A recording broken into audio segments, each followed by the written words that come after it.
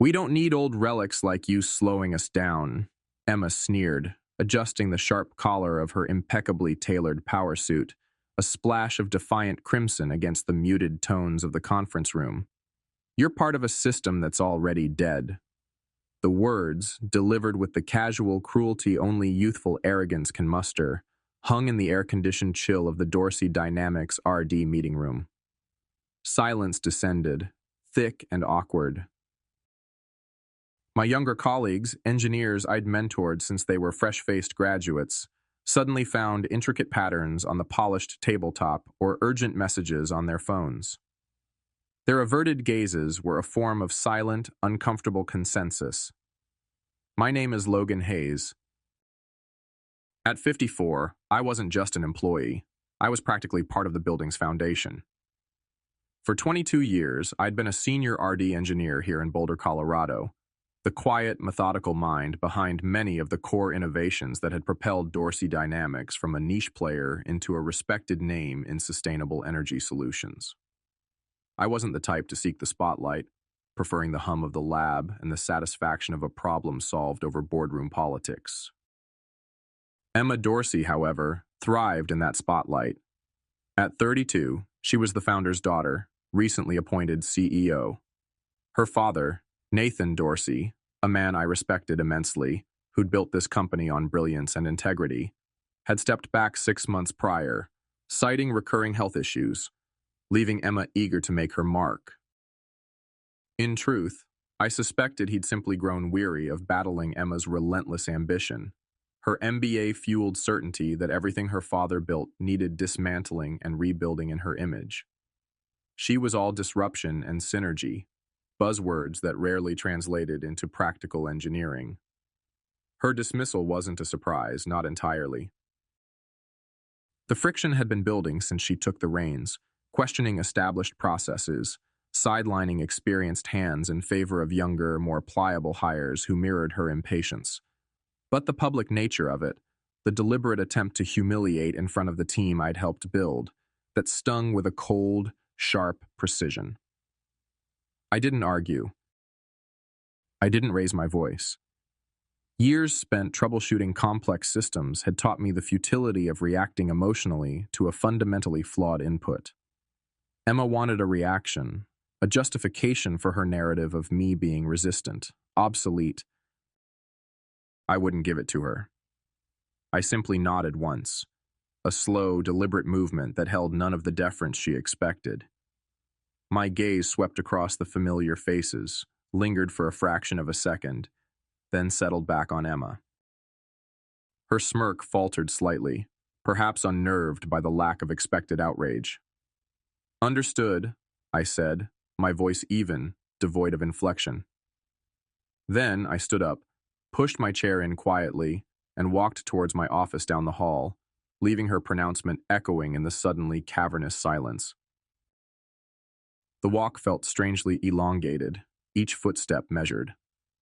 Back in my office, a space filled with schematics, prototypes, and the comforting scent of solder and old coffee, I began packing. Methodically. Photos of my late wife, Sarah, and our daughter, Chloe, away at college. A worn copy of Feynman's lectures. My collection of antique slide rules, relics perhaps, but elegant tools nonetheless. A framed patent for a heat exchange system I designed a decade ago, one that still generated significant revenue for Dorsey Dynamics. No one came to say goodbye. No one offered a commiserating word. Fear, I supposed, or perhaps just the awkwardness of witnessing a quiet execution. I didn't blame them. Emma's reign had already established a climate where loyalty to the past was a liability. As I placed the last few items into a standard-issue cardboard box, my hand brushed against my old employee handbook, tucked away in a bottom drawer. Tucked inside was a folded copy of my employment contract, the one I'd signed 15 years ago when Nathan had promoted me to senior engineer and pleaded with me not to jump ship to a competitor offering a higher salary. "Loyalty needs rewarding, Logan," Nathan had said, his eyes earnest.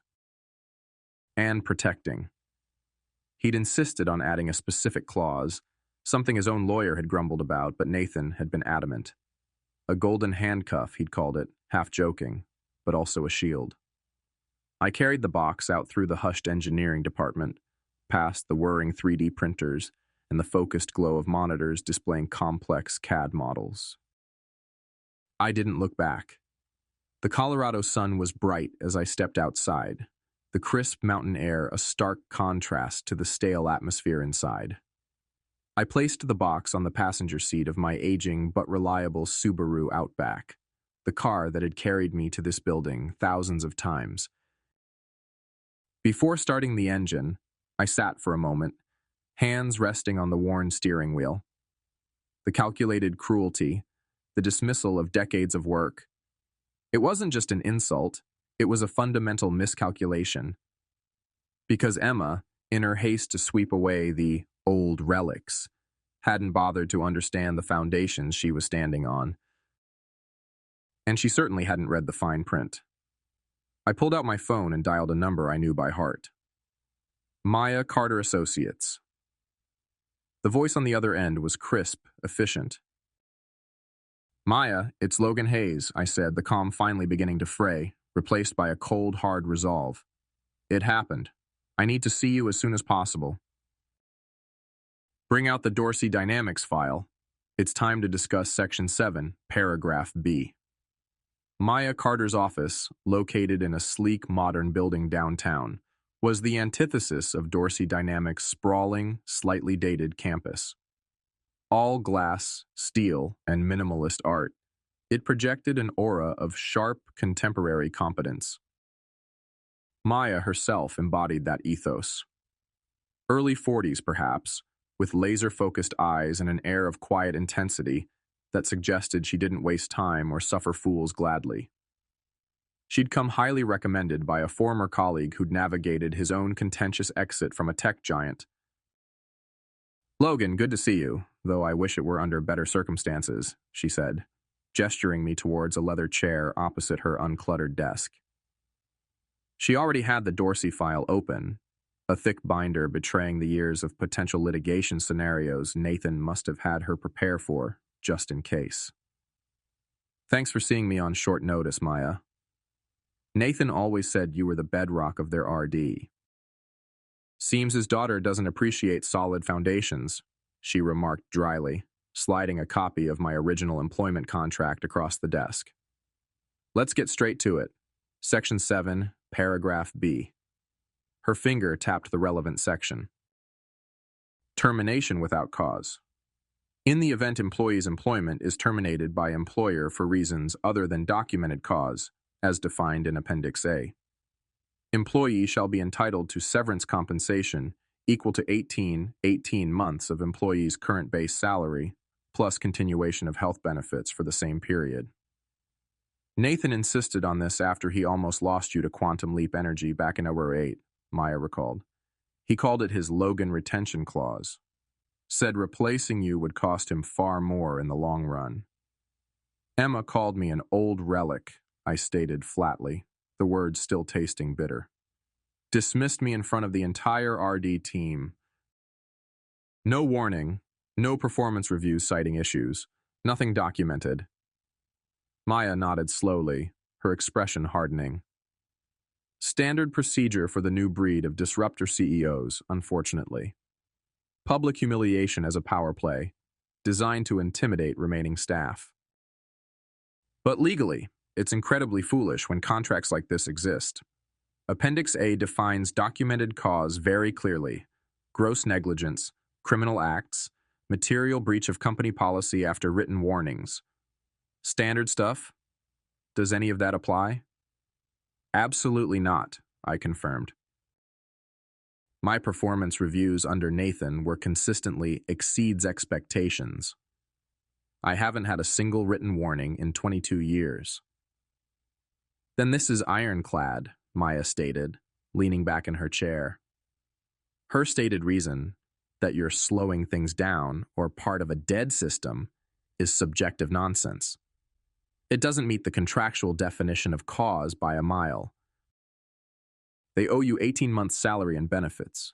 Based on your current compensation, that's... Significant. She scribbled a figure on a notepad. North of $400,000, plus benefits continuation. A sum large enough to be painful even for Dorsey Dynamics. So, what's the next step? I asked, feeling the first flicker of something other than cold anger, a sense of leverage. We draft a formal demand letter, Maya outlined, already pulling up a template on her monitor. Polite but firm. Citing the contract, summarizing the lack of documented cause, and stating the specific amount due within, say, 15 business days. We send it via certified mail to Emma Dorsey and their general counsel. Standard procedure. And if they refuse? Emma seemed convinced she could just declare me obsolete. Maya allowed herself a thin smile. Then it gets interesting. We file suit.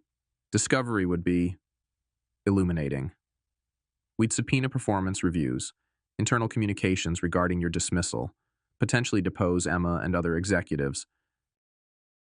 The optics of a company firing a decorated senior engineer without cause, violating a contract Nathan Dorsey himself put in place, while the founder's daughter talks about dead systems. It won't play well, especially in a tight-knit tech community like Boulder. They'll likely want to avoid that spectacle. So you think they'll pay? Faced with a clear breach of contract and the prospect of expensive, embarrassing litigation, a smart general counsel will advise Emma to cut her losses and settle, Maya predicted. But Emma, Nathan mentioned she can be stubborn, driven by proving herself, sometimes unwisely. Her eyes met mine. We prepare the demand letter first. Let's see how they respond. Within the hour, the letter was drafted, precise and legally airtight. As I left Maya's office, the Rocky Mountains gleaming in the distance, I felt a shift. The shock and humiliation were still there, but now they were overlaid with a sense of purpose. This wasn't just about money. It was about the principle. It was about the value of experience, the importance of honoring agreements. It was about Nathan's foresight and Emma's reckless disregard for it. The certified letter went out the next morning. The 15-day clock started ticking. The call came on day 10. Not from Dorsey's general counsel, as Maya had expected, but from Emma Dorsey's executive assistant, requesting a meeting. Mrs. Dorsey and our counsel would like to discuss Mr. Hayes' separation terms, the assistant recited stiffly. My lawyer, Maya Carter, will attend with me, I replied coolly. Of course, the assistant confirmed, a hint of surprise in her voice. Perhaps Emma had expected me to crawl back alone. The meeting was scheduled for 2 days later, back in the Lion's Den, the main conference room at Dorsey Dynamics. Maya and I arrived punctually, finding Emma already seated at the head of the long table, flanked by a nervous-looking corporate lawyer, young, probably out of his depth, whom I didn't recognize. The air was thick with antagonism. Mr. Hayes, Ms. Carter, Emma began, dispensing with pleasantries. We've reviewed your request.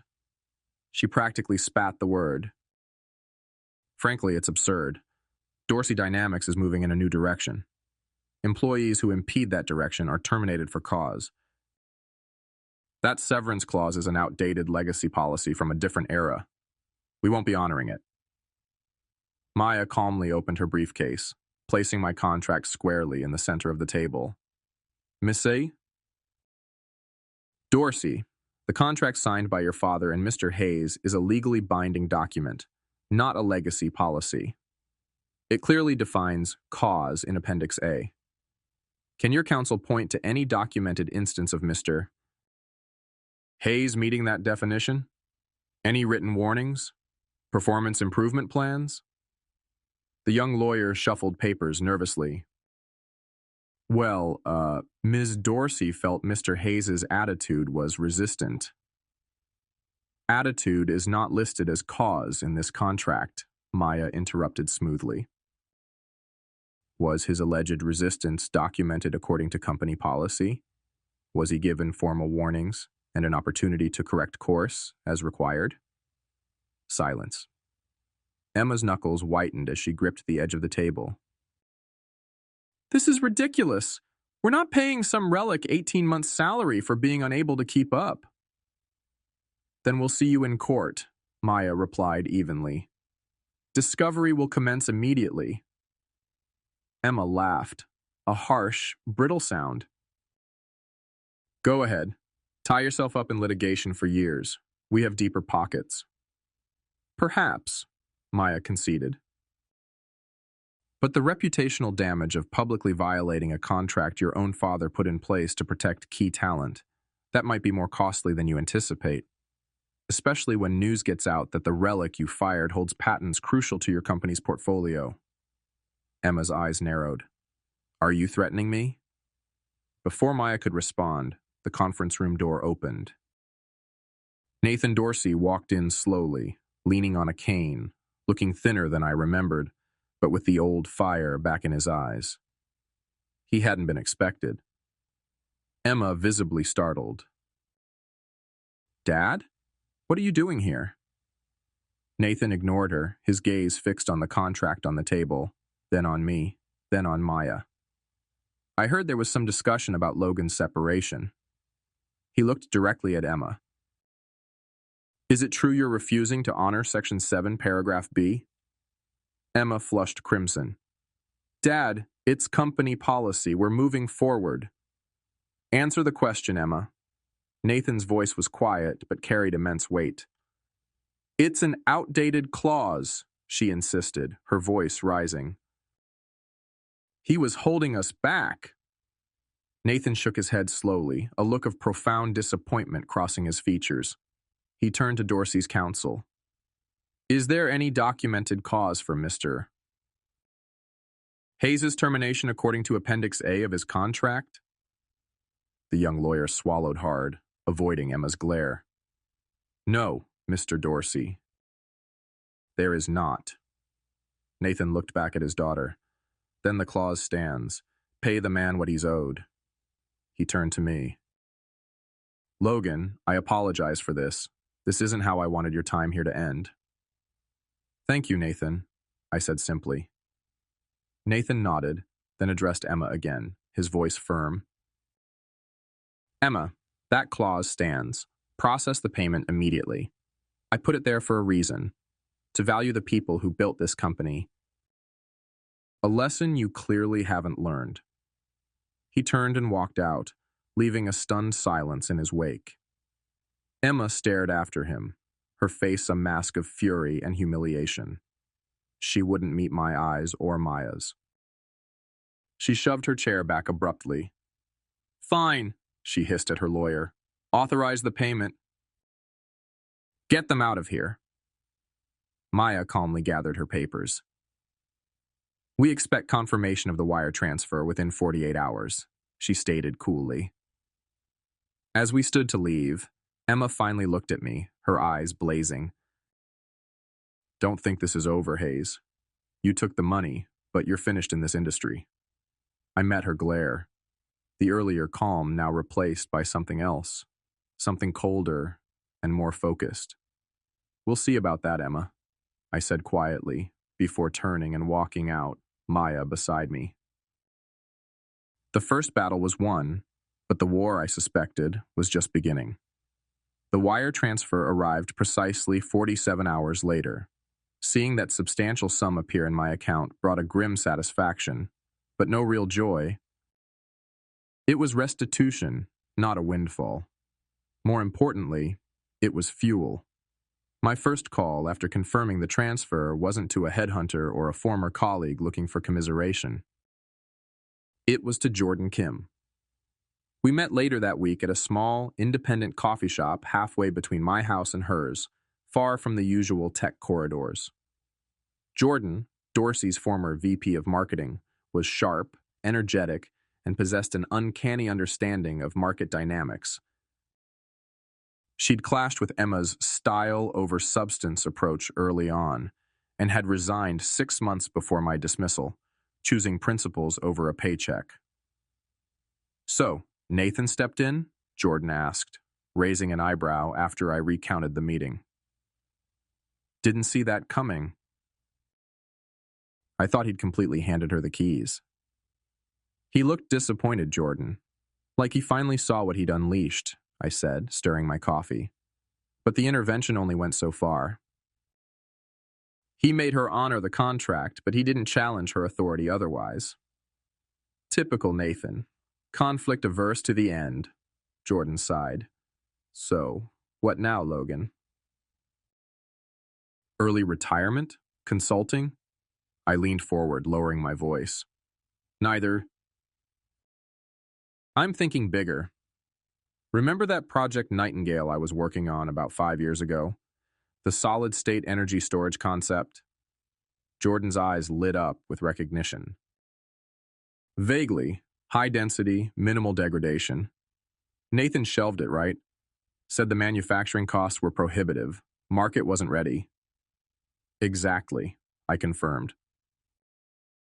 It was promising, but needed refinement and breakthroughs in material science that weren't there yet. I archived the research logs, moved on to other projects. Nathan never pushed for a patent because it wasn't commercially viable then. Dorsey Dynamics doesn't own a patent on it. Okay, Jordan prompted, intrigued. 2 weeks ago, I continued, keeping my voice even, Emma presented Dorsey's revolutionary new energy initiative to key investors. I saw the leaked presentation slides online. Jordan, it's Nightingale. Dusted off, maybe slightly repackaged, but unmistakably my core concept. Jordan sat back, stunned. She stole your research. From the company archives? She must have stumbled across the old logs, I theorized.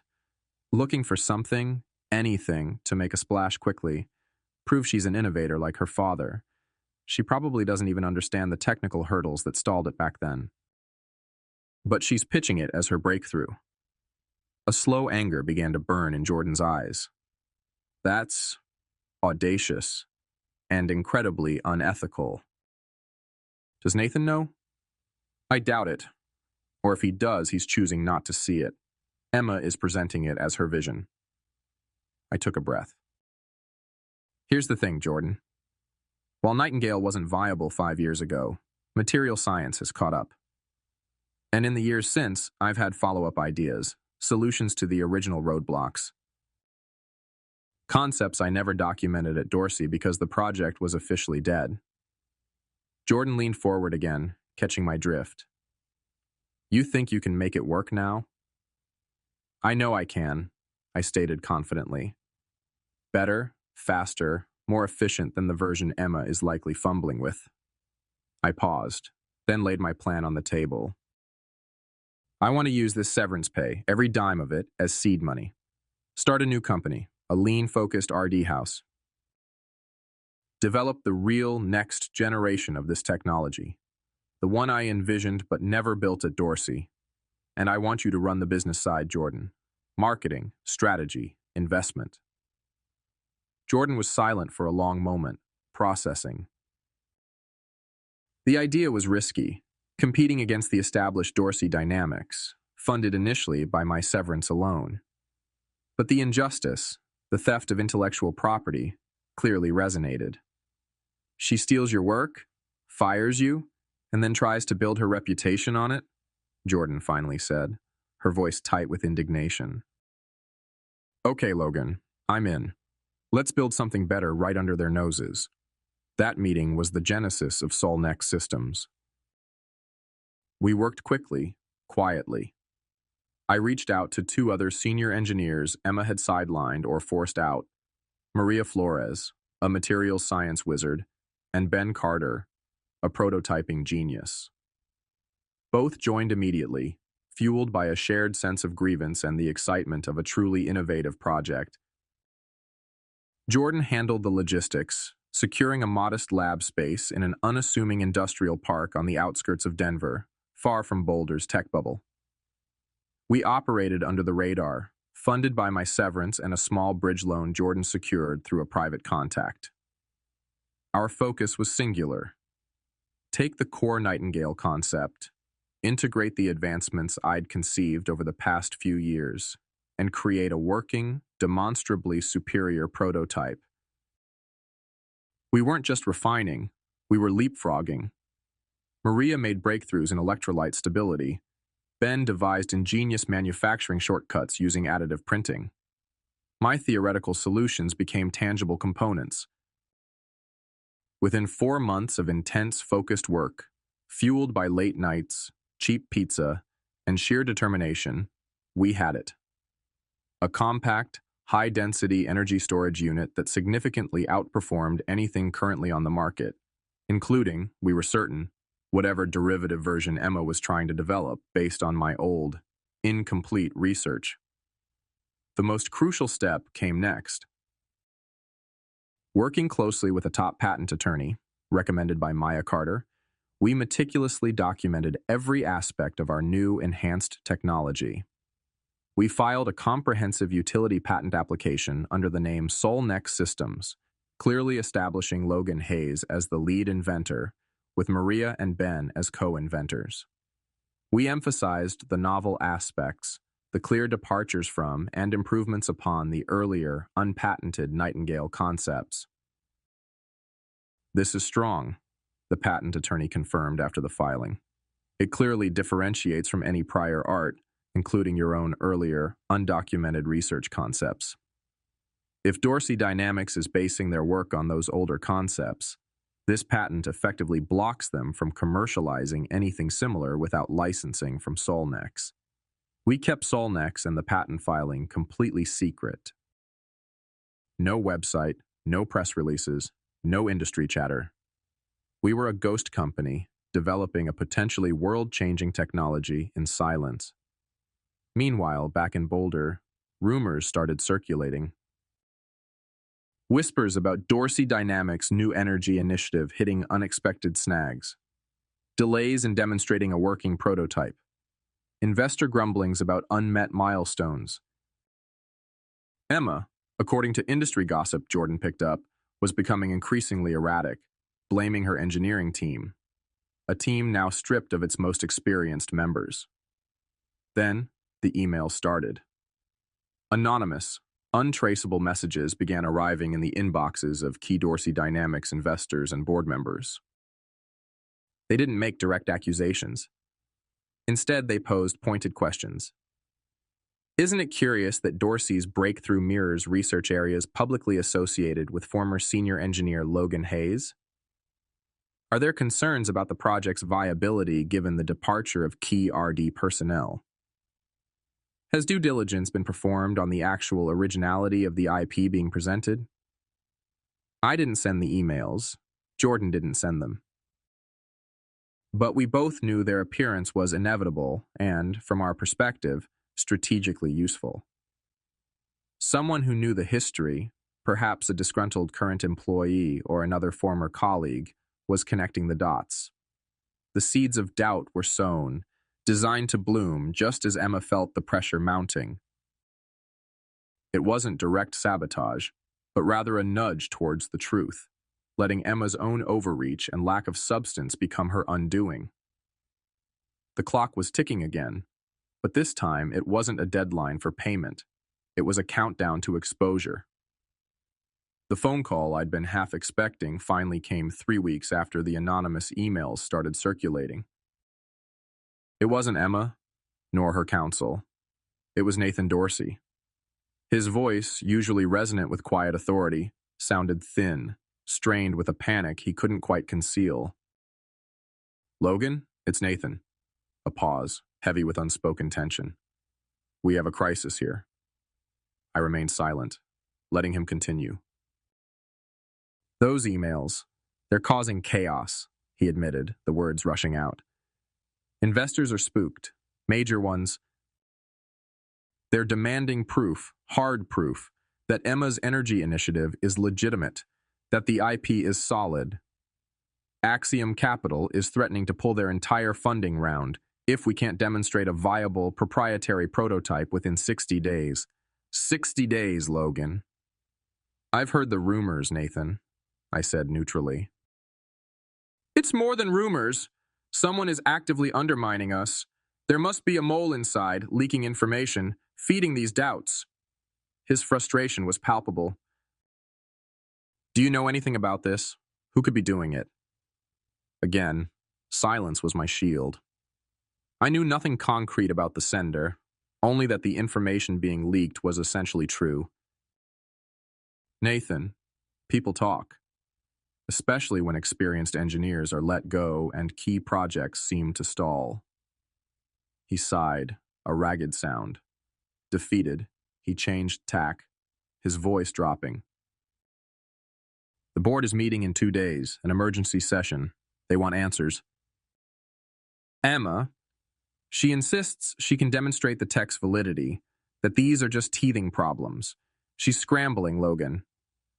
Another pause, longer this time. Would you be willing to come to the board meeting? Why would I do that, Nathan? As an independent expert, he stammered, the request clearly costing him. You know the field better than anyone. Maybe you could offer an unbiased perspective on the technology, on its potential. Suggest a path forward, help reassure the board, the investors. The irony was almost painful. The old relic being asked to salvage the situation created by the new direction. But I saw the opening. This wasn't just about offering perspective. It was the stage I needed. Send me the details, Nathan, I said coolly. Time, place. I'll consider it. I made no promises. Let him sweat. Let Emma sweat. The board meeting was exactly the forum Solnex needed to make its entrance. The Dorsey Dynamics boardroom 2 days later felt like a pressure cooker. The long mahogany table was surrounded by grim faces, board members, nervous executives, a representative from Axiom Capital looking particularly stony-faced. Emma sat at the head, attempting an air of defiant confidence, but the strain showed around her eyes. Nathan sat near the end, looking older, diminished. Maya Carter sat beside me, calm and composed, our presence clearly unsettling to Emma. Emma launched into her presentation, full of glossy slides, optimistic projections, and technical jargon designed to impress rather than inform. She demonstrated a small, benchtop device, a far cry from a commercially viable prototype, claiming it validated her revolutionary energy storage concept. The questions from the board were sharp, skeptical, referencing the points raised in the anonymous emails. Emma grew defensive, blaming supply chain issues, unforeseen technical challenges, even hinting at industrial espionage. The core technology is sound, she insisted, her voice rising. We are on the cusp of a breakthrough that will redefine the industry. As she concluded, searching faces for validation she wasn't finding, Nathan cleared his throat and nodded almost imperceptibly towards me. It was my cue. I stood up slowly, all eyes turned. Impressive projections, Emma, I began, my voice calm, carrying easily in the tense room. Particularly impressive given that they seem largely based on research conducted under Project Nightingale, which was officially shelved at Dorsey Dynamics approximately 5 years ago, due to technical and economic non-viability at that time. A collective intake of breath. Emma's face went white. That's a lie. This is my original work. Is it? I countered gently. I let the silence stretch for a beat, then turned to the board. Project Nightingale explored promising concepts, but it hit fundamental roadblocks. Roadblocks that required significant advancements in material science and component design to overcome. I paused, locking eyes with the Axiom Capital representative. Advancements which, I'm pleased to report, have now been achieved. I placed a slim binder on the table. The viable, patentable, and significantly enhanced iteration of this core energy technology was officially granted a United States utility patent 1 month ago. I slid the binder open to the cover page of the certified patent document. Patent number 11-something something issued to Solnex Systems, LLC. I tapped the section listing the inventors. Lead inventor, Logan Hayes. Sure. Co-inventors, Dr. Maria Flores, Benjamin Carter. The silence in the room was absolute, broken only by Emma's sharp gasp. The Axiom representative leaned forward, snatching up the binder. Board members exchanged shocked glances. Nathan closed his eyes briefly, a flicker of resignation or perhaps grim understanding crossing his face. Solnex Systems? The chairman finally asked, his voice hoarse. Who are they? My new company, I replied evenly. Founded with key RD talent formerly of Dorsey Dynamics, talent that was, shall we say, recently made available. We've spent the last several months successfully developing and, crucially, protecting the next generation of this technology. Emma jumped to her feet, her face contorted. He stole it. He stole company research. Maya Carter spoke for the first time, her voice cutting through Emma's panic. On the contrary, Mr. Hayes developed novel improvements after leaving Dorsey Dynamics, based on concepts that Dorsey itself had shelved and never patented. Solnex Systems owns the legitimate, protected intellectual property for the commercially viable version of this technology. Any attempt by Dorsey Dynamics to commercialize a product based on the older, incomplete research would constitute patent infringement. The implications hung heavy in the air. Dorsey Dynamics, under Emma, had bet the farm on a technology they didn't own, couldn't legally sell, and likely couldn't even replicate properly, based on stolen, outdated research. They had presented this flawed premise to investors, risking massive financial exposure and reputational ruin. The chairman looked at Emma, his expression glacial. Emma, is this true? Is the technology you presented based on Logan's old, unpatented work? Emma stammered, cornered, exposed. It was foundational research, company property. Research that was shelved, never protected, and which Mr. Hayes has now demonstrably surpassed and patented independently. The chairman cut her off. He looked around the table. The verdict was clear in the grim set of every jaw. In light of this, catastrophic misrepresentation and potential securities fraud, the board has lost confidence in your leadership. We request your immediate resignation as CEO. Emma stared, aghast, then her face crumpled. The fight drained out of her. Defeated, she nodded mutely, gathered her belongings, and fled the room without another word. A heavy silence fell. The crisis was immediate.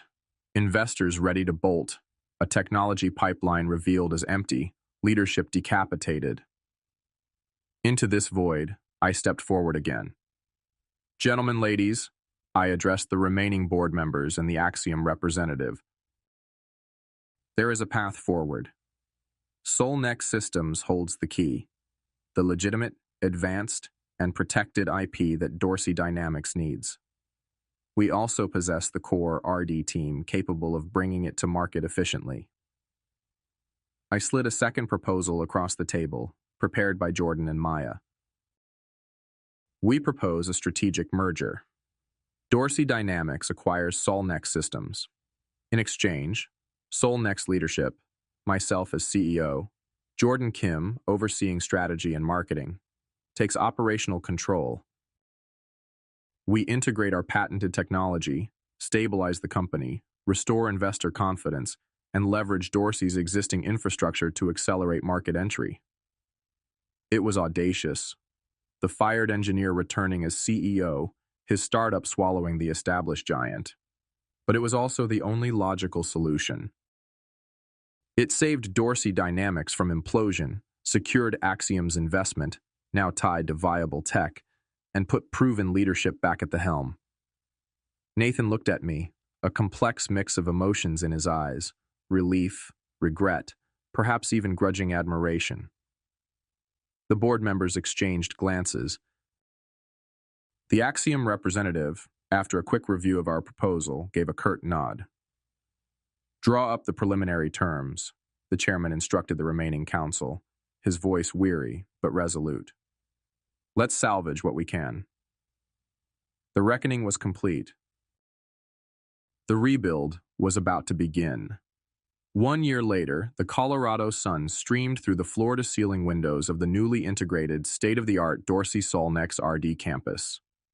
The atmosphere hummed not with tension, but with the focused energy of innovation. As the new CEO, I stood on an observation platform overlooking the bustling labs below, labs filled with both familiar faces who had rejoined me and bright new hires eager to work on genuinely groundbreaking technology. The merger had been complex but ultimately successful, saving hundreds of jobs and positioning the combined entity as a leader in next-generation energy storage. Nathan Dorsey joined me, looking healthier, more relaxed than he had in years. He remained on the board as chairman emeritus and acted as a valued advisor, his decades of experience a welcome counterbalance to my own technical focus and Jordan's market savvy. He handed me the latest quarterly report. "Numbers are looking strong, Logan," he said, a genuine smile reaching his eyes. "Market confidence restored, production scaling up. Axiom Capital is pleased. You, Jordan, Maria, Ben, you pulled it off." "We pulled it off, Nathan," I corrected gently. "Your intervention at that board meeting was critical, and your initial vision laid the groundwork." He nodded, accepting the shared credit. We watched in comfortable silence for a moment as Maria Flores demonstrated a new electrolyte compound to a group of rapt young engineers. "I'm setting something up, Nathan," I mentioned, changing the subject slightly. "Using a portion of the merger proceeds, my personal share, a non-profit foundation." "Oh?" "I'm calling it the Phoenix Initiative," I explained. "Its mission is to provide seed funding, mentorship, and networking opportunities for experienced engineers, particularly those over 50 who've been pushed out or sidelined by short-sighted leadership or ageism in the tech industry. Helping them find new roles, consult, or even launch their own ventures based on their years of expertise." Nathan looked thoughtful. "Like you did?" "Exactly. Experience shouldn't be discarded like an old component. It's the bedrock. Sometimes it just needs a new framework to build upon. My own journey, born of bitterness, had evolved. It wasn't just about righting a personal wrong anymore. It was about creating a system that valued the very expertise Emma had so carelessly dismissed." Nathan placed a hand on my shoulder. "That's a fine legacy, Logan. A truly fine legacy. I'm proud," he said simply, sincerely. "Speaking of legacies," Nathan said after a moment, his expression turning serious. "I had lunch with Emma last week." I raised an eyebrow, but said nothing. After her forced resignation, Emma had disappeared from the Boulder scene. Rumors were she'd spent time traveling, reflecting. "She's different," Nathan reported cautiously. "Humbled. Seems the public fallout and losing the company forced some genuine introspection." "She apologized, Logan. Sincerely, I think, for how she treated you, for trying to take credit for your work." I processed that unexpected news. An apology didn't erase the past, but it suggested growth. "She asked about coming back," Nathan continued. "Not in a leadership role, heavens no. She asked if there might be an entry-level position. In the quality control lab, maybe. Said she realized she never actually learned the fundamentals, the real work that goes into building something." She wants to start over, learn from the ground up, away from the pressure of being Nathan Dorsey's daughter. I considered it. It was a surprising, almost radical request. Bringing her back, even at the lowest rung, carried risks, but it also offered a chance for a different kind of closure, perhaps even redemption. It fit the spirit of the Phoenix Initiative, not just helping the discarded, but allowing for genuine renewal, even for the one who caused the initial destruction. "Let me think about it, Nathan," I said finally. "Talk to HR, see if there's a suitable opening where she can learn without disrupting things. Everyone deserves a chance to rebuild, I suppose. Even Emma." Nathan nodded, understanding in his eyes. "That's generous of you, Logan." "It's just practical," I demurred, though a part of me recognized the deeper truth. Later that day, walking through the labs, I saw Ben Carter meticulously assembling a new prototype, his skilled hands moving with practiced ease.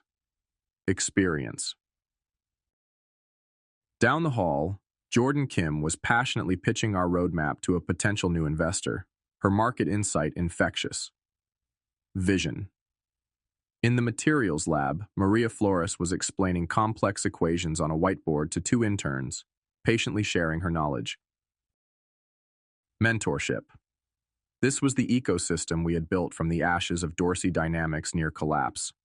Not just a company, but a culture that valued experience, nurtured innovation, and understood that true strength came from collaboration, not autocratic dictates.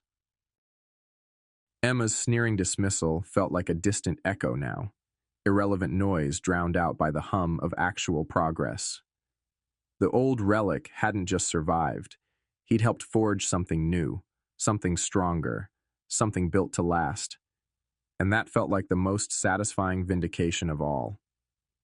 Standing there, watching the purposeful energy below, Logan understood the true lesson woven through the past year's turmoil. Emma's initial sneer about old relics echoed, not with sting, but with the hollow ring of profound ignorance. The experience she'd so carelessly dismissed hadn't just survived, it had adapted, innovated, and ultimately rebuilt the very structure she nearly demolished. It was a stark reminder that true progress rarely comes from raising foundations, but from building upon them with wisdom and respect. Arrogance might seize power temporarily, but integrity, expertise, and patient resilience are the elements that truly endure and create lasting value. Seeing the Phoenix Initiative take shape, and even Emma's tentative steps toward learning, reaffirmed his belief. Discarding value is easy, but recognizing, nurturing, and rebuilding it. That is the difficult, essential work of genuine leadership and lasting success.